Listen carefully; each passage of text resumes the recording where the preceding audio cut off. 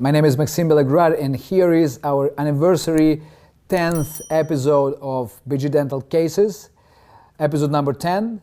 And this time we decided to do a very special issue. It will be dedicated to dental fuck-ups. Okay, and here I will present you a case where I made a mistake and how did I solve this stupid mistake during process of treatment. As we made few times before, also that time we will do some contest and we will give a prize. Prize is free of charge participation in our online masterclass about rubber dam isolation. To win this prize, please write in comments your funny and curious clinical situations, clinical fuck-ups, let's say. Just write down what kind of case did you have, just funny ones, and the best comment we will nominate as a winner for that online masterclass. And also, I'm thinking about to create a special YouTube program that will be dedicated to mistakes or fuck-ups in our dental life, and we can record the first episode with you by Skype or whatever. I mean, with winner of this comment issue, and we can do a first ever program about dental mistakes, because everybody who works in clinical dentistry, we have mistakes. We had mistakes when we started, we still have some mistakes, maybe they are not the same as they were before, but unfortunately we are learning on our own mistakes. And if we will share that type of clinical cases and the way of solvention, I think it will be better for everybody, because everybody will benefit and everybody will understand how to avoid the similar mistakes in their daily basis. So let me start introducing you a clinical case. This is pretty big case. I made a lot of, it's a full mouth rehab case, to be honest.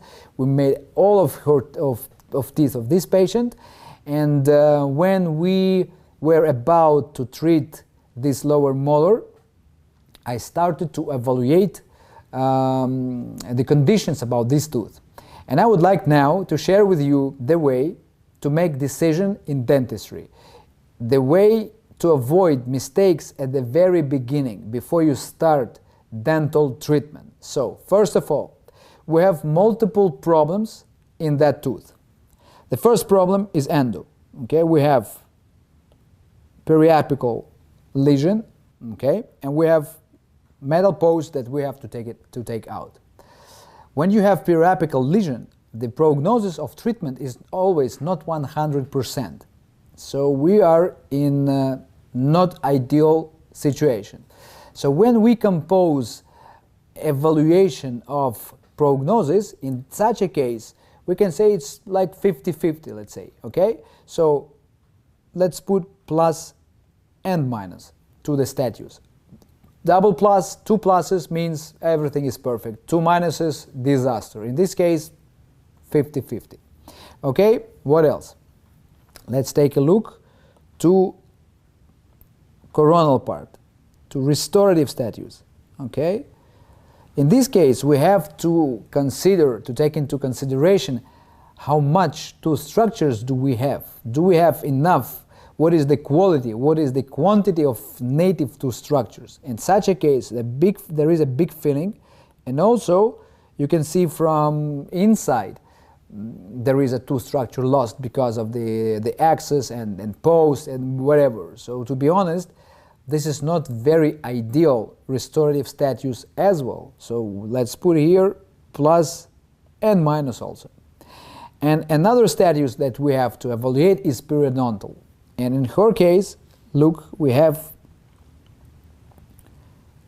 periodontal problem.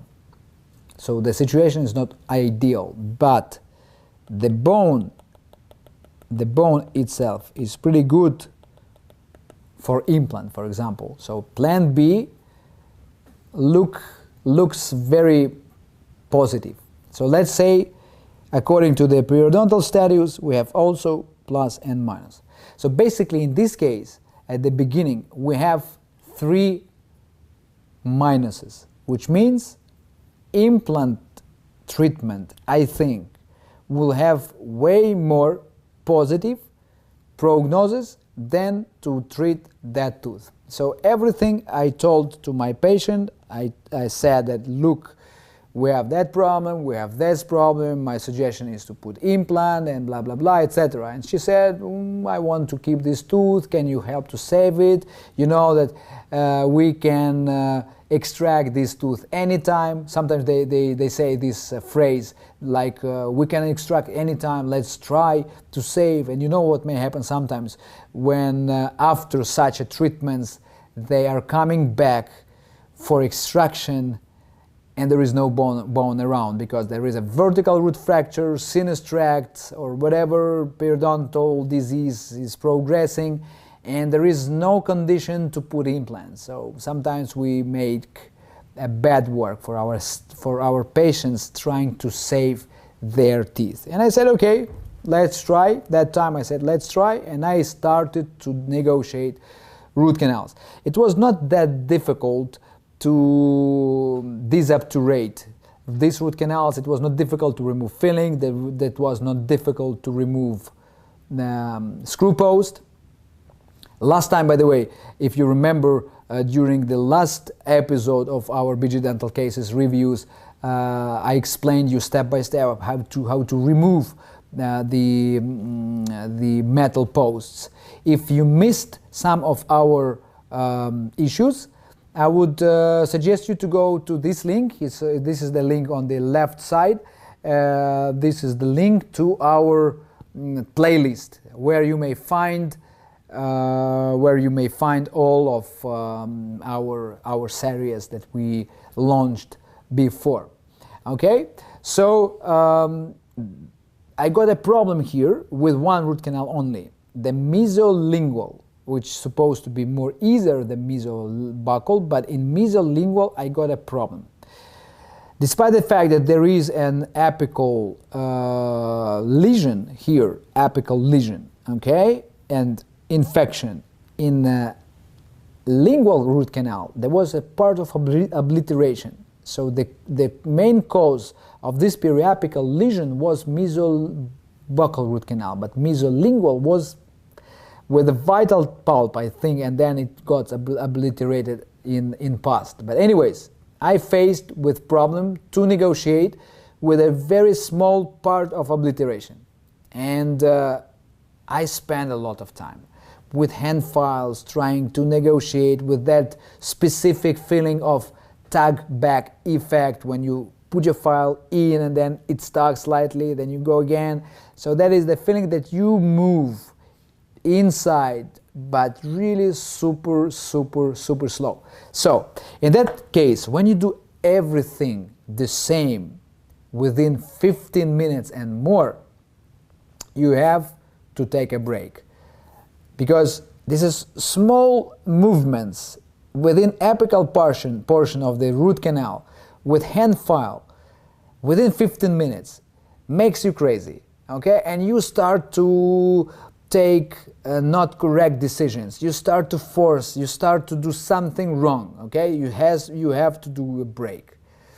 You know sometimes what may happen when you do a big break, like for example, you say, okay, I cannot do it right now, let's do a second appointment. You put calcium hydroxide, or you just keep the canals free, you put a temporary filling, and then next day, 10 minutes, it's done.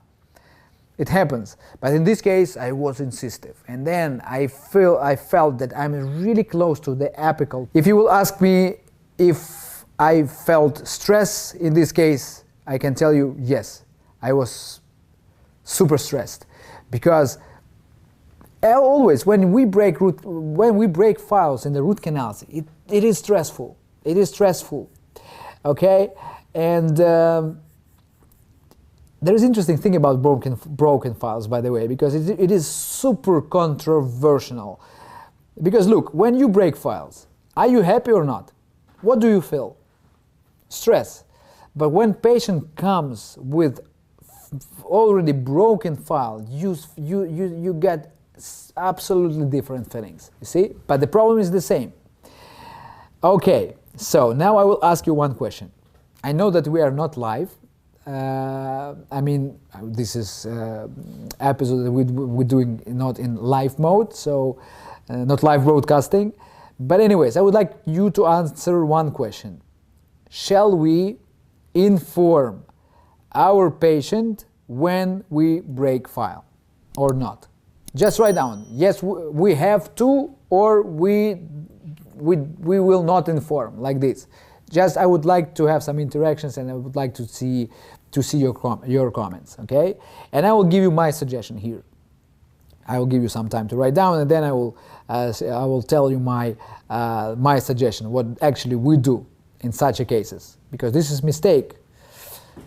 So we have to inform our patient about file separation before we start the case. This is super psychological trick. So before you start the case, before you make consultation, before you discuss the case and you do case presentation or whatever to your patient, you have to say that there are some list of accidents, let's say, not mistakes, but accidents that may happen in endodontic treatments, like file separation, missed root canals, like there is no 100% way to dry root canals, to disinfect root canals, and many other things. You have to be clear, you have to be honest with your patient, you have to say this, you have to give this information to the patient, okay? So patient will understand. And then, if you break file, in this case, it will be easier for you to say that it happened. Because you may say, look, unfortunately it happened, this thing that we were discussing with you, but then there is always but the situation is under our control. We made a really good disinfection. We will observe this tooth, and then we make a decision what to do in next steps. This is the thing. Patient has to understand that you have plan, that you understand what you will do and what will happen with this patient, because patient has to get trust, okay? So in this case, what I decided to do, I said, look, we will put calcium hydroxide here, temporary filling, and then next day, or not next day, next appointment, we will do the final obturation, and then we will observe this tooth. But before processing this, I told to my patient that we break the file. I still suggest you to do implant, because according to prognosis, for implant is better. And patient said, if we can observe it and see what will happen, I would like to go for that way. I say, okay, no problem. And then we went to process of observation. So next appointment, we made final obturation, and then we put normal, nice, good integrated composite filling, and we kept our patient for, I don't remember exactly, I think it was 4 months. And here you see, after 4 months, we have some healing process, which is good. We get our separated file integrated into the biological environment. And actually not integrated yet, but integrating into the biological environment. Then I have an X-ray with 6 months follow-up, even better now. And then we have also a picture here, X-ray after 4 years. Imagine, 4 years is pretty good result. 4 years, everything is good. Integration, tooth in patient's mouth. Patient can use this tooth, can bite, can chew, can eat, can function. Everything is perfect. So my prognosis was not ideal for her, you see, and actually this tooth is winning the game. But we don't need to be super happy because this is just a single case. And I'm not sure if I would have similar, like 100 cases, that statistics will be positive. It's not because of the file. The file itself, it's not the problem, because file is nickel titanium or stainless steel, sterile. The file itself doesn't cause problems because problems are caused by infection, okay? So if file blocks the root canal and there is an infection underneath, yeah, it's a block. You have to deal with this. But in this case, we made really good irrigation, very intensive, with the ultrasonication, the long time. We disinfect root canal and then we break the file. So the file itself is not a problem. In this case, the most problematic part is restorative prognosis, because we didn't have enough, let's say, good quality coronal part, and still we don't have, okay? And this tooth is still under the function, so patient chews, patient bites, and these weak roots may one day not so resistible for occlusal forces that can be accumulated in structure of the tooth, and then vertical root fracture may happen. And afterwards, you know what may happen when you get this vertical root fracture? In most of the cases, at the beginning especially, vertical root fracture is asymptomatic. So your patient will not complain. Patient complains only when there is a debonding, for example, or your patient comes with a sinus tract and say, doctor, something happens with my gums, there is a sinus tract. So what should we do? And you understand, if you have sinus tract, there is no bone. And to place implant then will be pretty difficult. So all the time you have to play clever with the weight to make a proper decision. To do endodontic treatment, to save the tooth, or to go for another option. For those of you who wants to extremely upgrade skills in practical endodontics, I would suggest you to visit our Module 4 course, From Endo to Resto. This is exclusive course only for 7 people, where within 1 day only we do 100% hands-on sessions dedicated to primary endo retreatments and post-endodontic rehabilitation. No water, just pros and cons, and after this course you will be able to do endodontic treatment in confident way. This is our goal, because BG Academy, we are hands-on. Don't forget also to participate in our contest. Write down in your comments the funny stories, the funny fuck-ups in your dental practice, and the winner will get our free of charge online webinar. It is not free of charge, by the way, but you will get it free of charge about Rubberdam. And we will film, if you don't mind, we will film a project about these mistakes in dentistry, and we will share our experience with our colleagues. Don't forget also to follow us on YouTube, to switch on notifications. And my friends, all informations about our courses you may read from the descriptions to that video below. And I was really happy to spend time with you again. See you next week, and bye-bye.